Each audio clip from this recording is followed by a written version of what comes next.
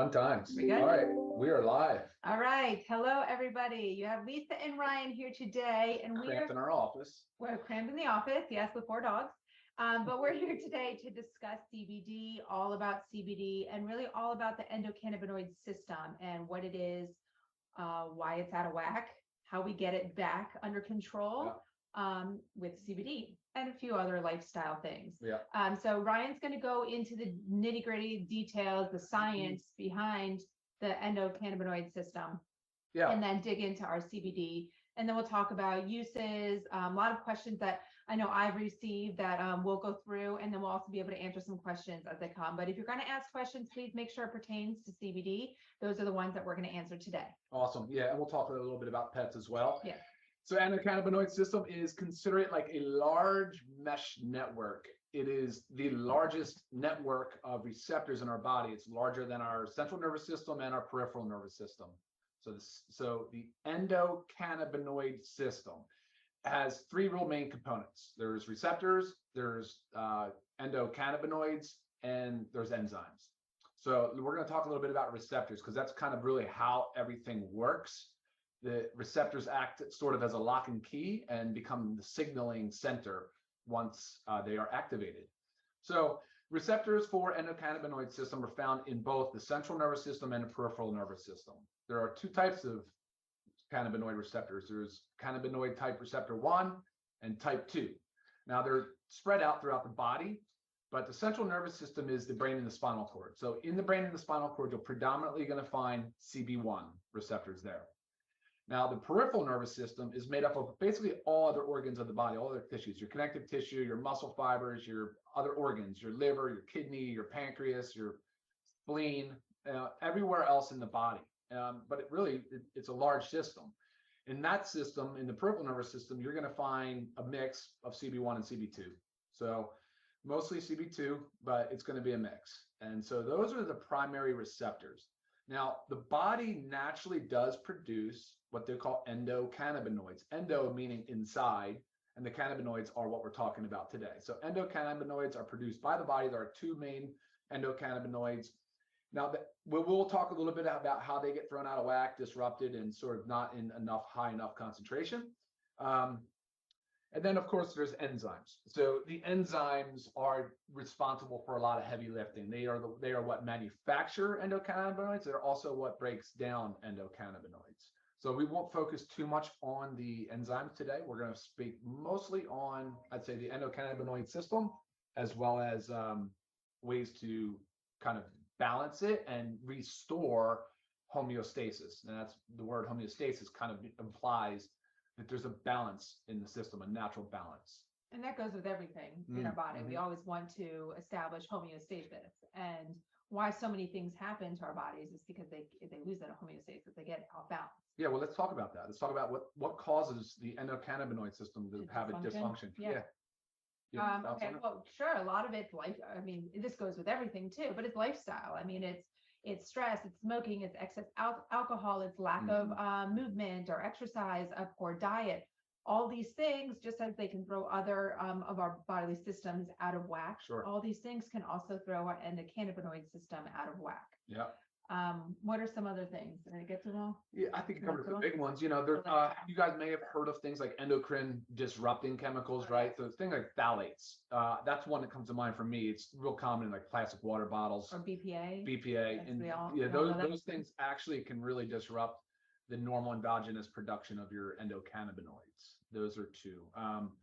We talked about, like you said, you hit on the big ones: obesity, smoking, excess alcohol, toxins, exposure. You know, that is really where most people get kind of sort of thrown out of whack. Now, it won't just be your endocannabinoid system. It's going to be basically your entire body system, which, depending on the literature that you read and the studies you read, there's a lot of evidence now to suggest that the endocannabinoid system really is the connection, the bridge between brain and body, between the central and the peripheral nervous system, the bridge. Now, that's really how when I call it a mesh network, it's like you're bringing your different Wi-Fi signals together and kind of making sure they're all communicating well and in balance. That to me is what the endocannabinoid system is responsible for. Right. And we work so hard to balance our other systems in our body to keep those in homeostasis, but most of us don't ever consider, nor do we know about the endocannabinoid system, and that we have to treat that the same exact way.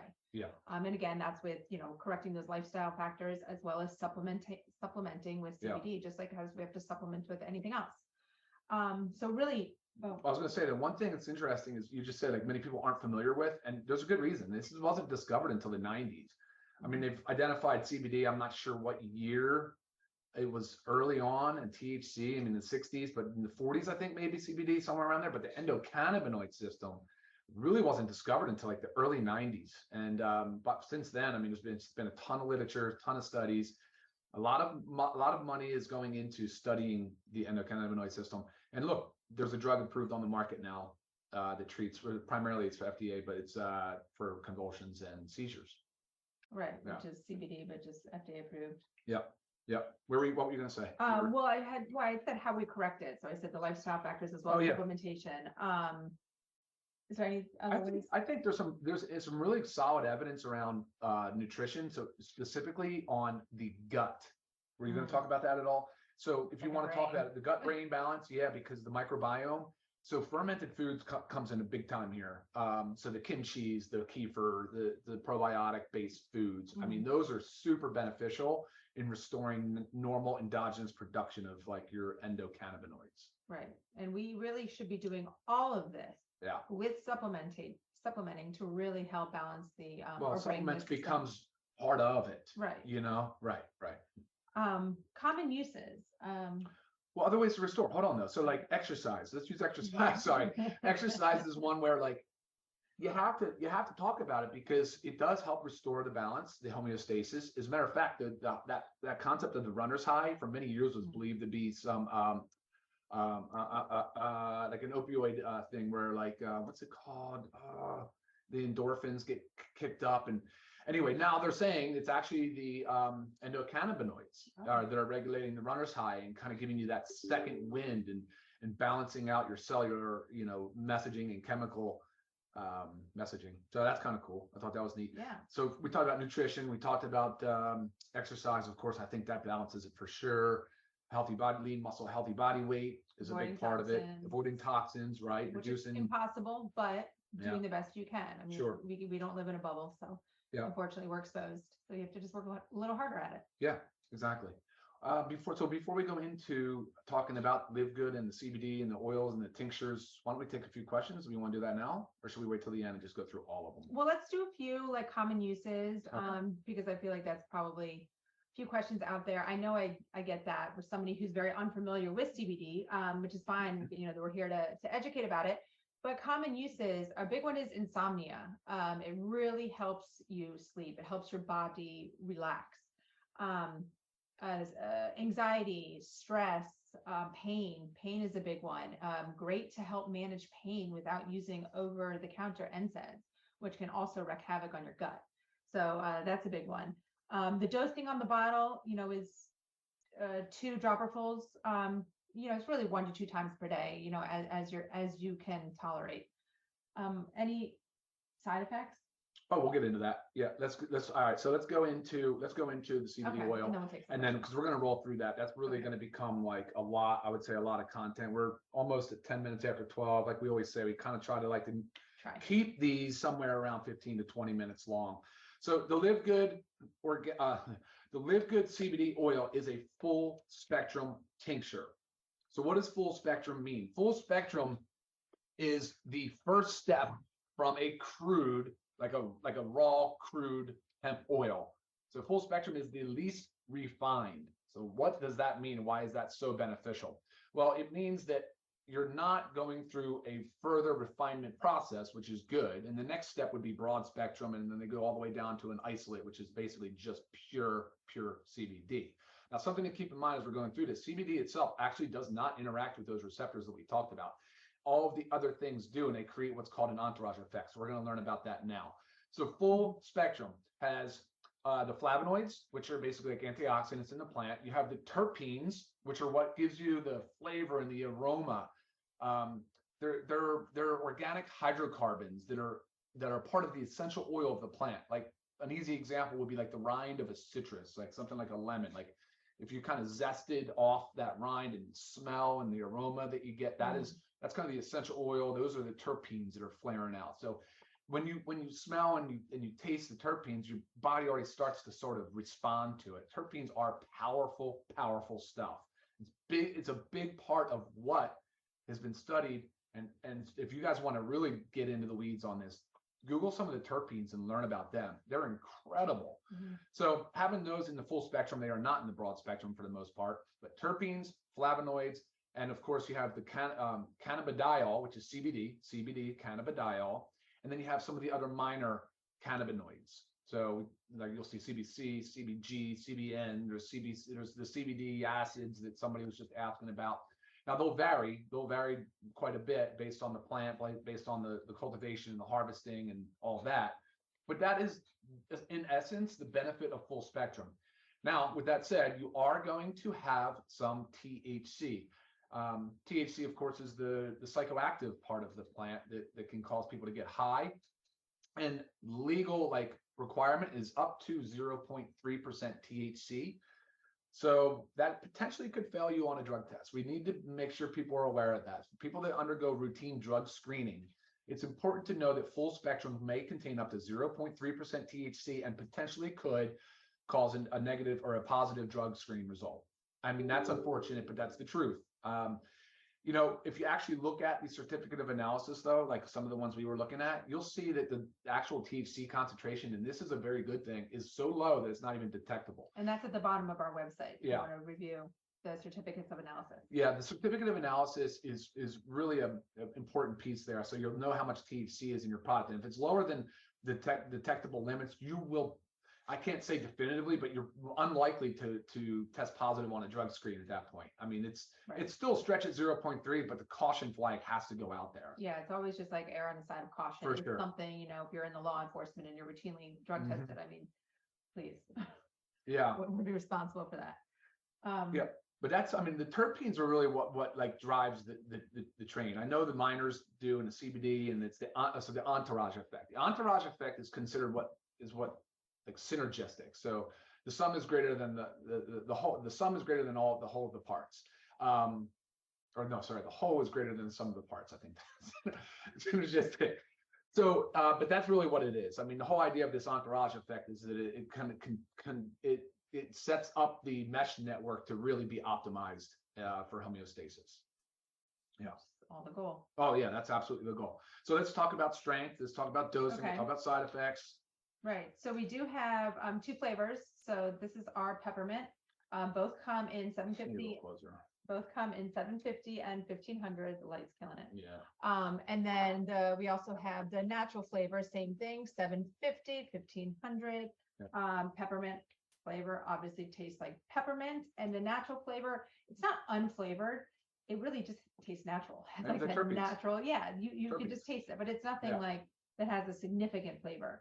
Like I said, 750 and 1500. Why do we have two different doses? When somebody is just starting out off with a CBD, excuse me, we always recommend just starting low. Start with the 750, work your way up. The dosing is 1 dropper full. So when you do open it up, you will see there's little markers. So 1 milliliter is 1 dropper full. And sometimes you have to give it a few extra squeezes to get it up to the 1 milliliter. But that is the dose. So I always say start with the 750 if this is your first time using it, and then increase as needed because it can be used multiple times a day. Is there an upper limit? No, there's really not. However, CBD can be considered biphasic, which means you could potentially get a different response at low dose as you would at a high dose, not just an amplified dose of what you got at low dose, something very different. Okay. So yeah, you're right on the money though. You start with the 750. So that means 750 milligrams in the whole bottle. And there's 30 milliliters in that bottle. That's 1 ounce. That is 25 milligrams per ml. All right. And there's 30 mLs. So that's your 750 milligrams. Start low, go slow. If you don't know what your dose is, you start low. You can even do a half a dropper full of the 750, and you go slow. You titrate up, and you can kind of find a sweet spot. It is a daily dosing. It's recommended as a daily dosing regimen because again, you're trying to balance and create and optimize that mesh network. And yeah, I think a bedtime dosing is probably ideal just to start with, or at least later in the day, or a time when you're not really expected to do much, because somnolence or sleepiness could set in. Especially if you're new to it. CBD. Yeah, sure. And then the 1500 milligrams is just really twice the concentration. So it's 1,500 milligrams per bottle. That makes it 50 milligrams per milliliter. Obviously a bit greater bang for the buck, but you from a dose titration perspective, you probably would be better suited to start on the low end of 750 and work your way up. Right. And I always recommend holding it under your tongue for 30 seconds before swallowing. That really helps maximize the absorption. Yes. And then quicker as well. So it's like before bed, 30 minutes before bed, just hold it 30 seconds under your tongue. Yes. Talk about the carrier. Carrier oil? Yeah, the MCT. Yeah. We use MCT oil as our carrier oil that is coconut based. Definitely also had that question. Yep, a handful of times. Yes. And then the pet. Yeah, we could do talk about the pet. Yeah, of course. So we do have a pet. We have a pet. Little Pets 300. This is chicken flavor. My dogs love it. They take it straight. This is open. They take it straight. Oh, one of them's open. They take it straight from the dropper because the pet dropper is plastic.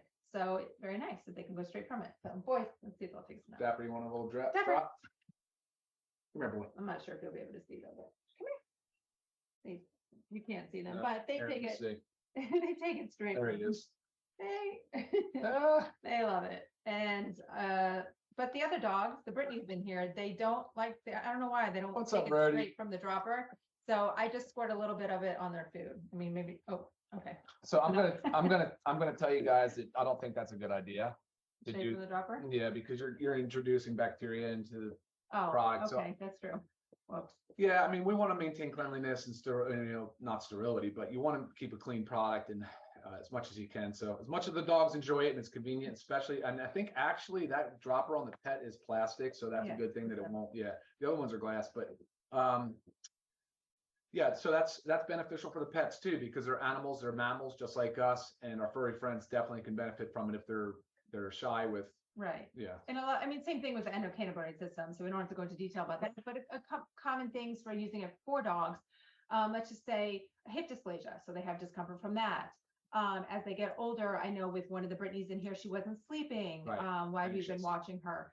So she was getting up to go to the bathroom, needing to go out, but I started giving her CBD and she sleeps through the night, doesn't have any accidents. She's just sleeping sounder. Anxiety, separation anxiety, huge one with dogs. We used to have a Ridgeback, had major anxiety. I wish we had this pet CBD then.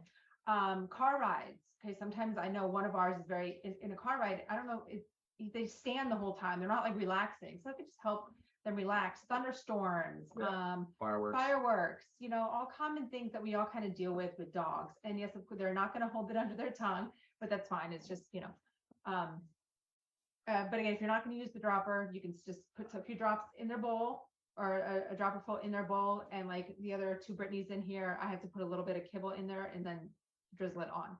So whatever works for your dog. And one of the reasons why we say under the tongue is just that hopefully you get a little bit better absorption. It's difficult. The CBD is not very well absorbed. One of the reasons why MCT is a superior carrier is because it does increase the solubility and the absorption of CBD. And it's a natural based carrier. So we wanted to go with something that we thought was going to give the best absorption and effectively bioavailability. Yeah. Did you look at some questions? Yeah, I will. One thing though to keep in mind. All right. So what are some drug interactions? What are some risks? Who should not start? So the CBD is metabolized by the liver.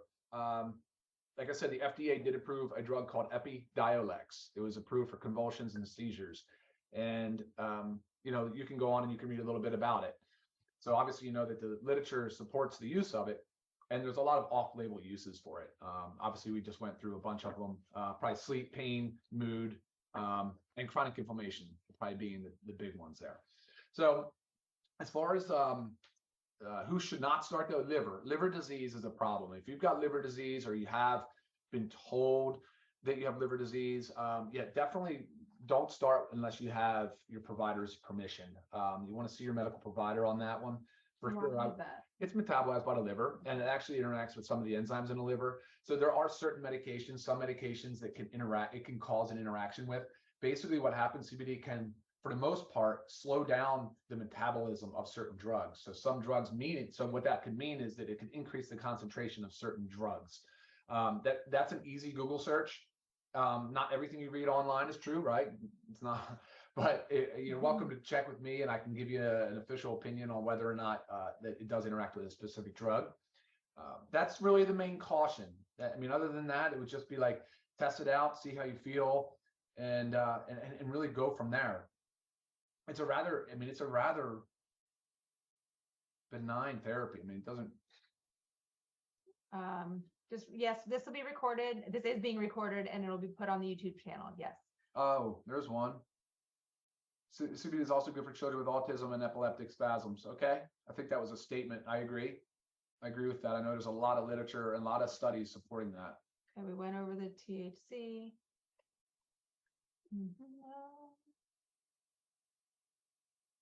What time before bed? 30 minutes before you're going to fall asleep. I take mine just 30 minutes before I get in bed. Time to max concentration in the blood is about 2.5 to 5 hours. There's some variability. I'm glad you said that. If you're going to take it with food every night or every time you take it. If you're not, then take it on empty stomach. Be consistent with or without food. Obviously, with food is going to minimize the variability. But if that's cool, if you can do it with food, that would be my suggestion. Stay with food.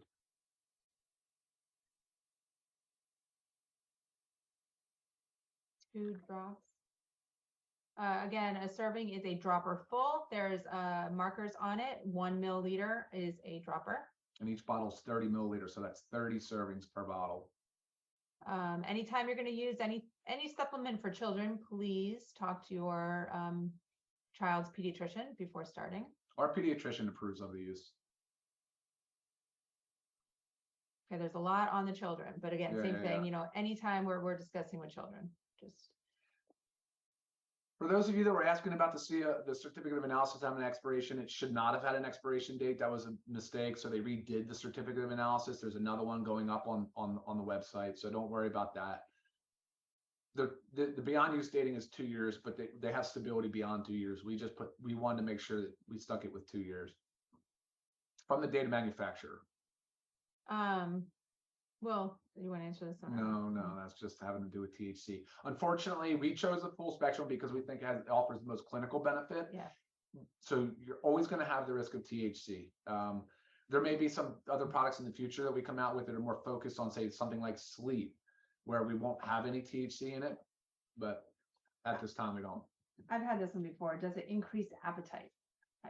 No, it actually may decrease appetite. No, one of the side effects is it potentially causes a decrease in appetite.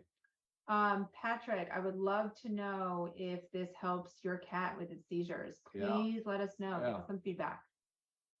Absolutely. All right. We're running 23 minutes after CBD 12. Is not water soluble. I did comment on solubility and absorption. You are correct in that. Yeah. Okay. No, and that's one of the reasons why, like we said, MCT scroll. Okay. So MCT coconut oil based. Correct. Yeah. Is it effective to rub the oil on your body? I mean, sure. I mean, they make salves, you know. The salves out of it for sure. I mean, you can use it for that. Yeah. I use the CBD for my vertigo and it's amazing. Great hearing. Vertigo is one frustrating thing to deal with because it's very hard to pinpoint what's going on. Can be anyway. Does it help with weight loss? Indirectly. I mean, it can lower your appetite, but it's also about keeping your body in homeostasis. So once everything is aligned in our body, things happen quickly. All right. Yep. All right, guys. CBD can be taken any time of the day. Yes. Yep. 30 milliliter only at the moment. That's the only size we do have. Yeah, a couple of drug interaction questions coming in. Send those. Yeah, you can send those to me. Or you can just check with your physician or your provider, medical provider, or if you want, you can try Google search and just see what you come up with if you're very concerned. And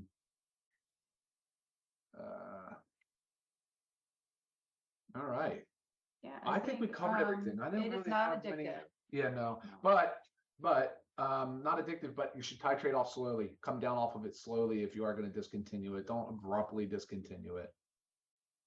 That would not be a good idea. We went over the use. I feel like we're missing something like big. I can't believe what it is.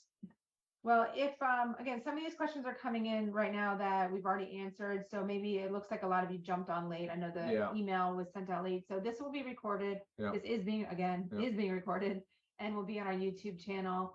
So you guys can send your friends, family to listen to this. Yeah, it doesn't overdose. No, we did talk about not really having an upper limit. We come out with gummies. Yeah, gummies. I love gummies, but you know how hard it is to make a clean gummy? It's really tough. Really, really tough. It's just been a challenge at the moment, but not to say we're not working on it. We're working on it. I'll tell you that for sure. All right, Heather, how do we do? And you mix it in a drink or a smoothie. Yes. Sometimes at nighttime, I put it in tea. I mean, it, again, can't really taste it unless you have the a pharmacist would know better. That's Ryan. Not sure. Oh, you mean probably for drug interactions? Yeah, you're right. Yeah. 100%, Glenda. Thank you. I think that's probably what you mean. A pharmacist. I agree. I'm a pharmacist, and so any drug interaction questions, probably right. Call your pharmacy. Speak with your pharmacist, actually, because I'm not even really legally allowed to give you specific medical advice because you're not under my care. Great comment, Glenda. Love that. There's Heather. Right on, Heather. All right. All right. Well, I feel like we're missing something. I really do. I mean, I want to dig more into the terpenes and get really more into it, but honestly, that would take a long time. I would take a long, long time. A lot of them, but like you said, Google them. I think we covered the big points of it. If you guys have any other questions, you're certainly welcome to follow up with an email. Yep. We'll try to get back to you. All right. Well, it's a Monday, and I hope you guys have an awesome day and a very productive rest of your week. We'll see you back here same time next Monday. All right. Get your CBD. Oh, we didn't go over the prices. What? Oh, well, do you want to? Yeah, always. Oh, okay. Give me Get tear into it. Give me a second. We don't have it memorized. Do you? Let me get rid of this real quick. There we go. No, I mean the prices can't be beat. That's what's crazy. When you look at the quality, and by the way, GVB Biopharma is the actual raw ingredient supplier for those of you who have wanted to look at their website and learn a little bit more. They do extensive testing on the raw ingredient. We do extensive testing on the raw ingredient we receive. Then we test our final product before you even get it. And the state of Florida has pretty stringent rules on testing, so we're good there. Okay, so the 750 the 750 milligram, $18 for members, $28 for retail. Crazy. I mean, if you other companies, I'm sure, especially if you've been using CBD, I mean, paying $100 to $150 to $200 for a single bottle.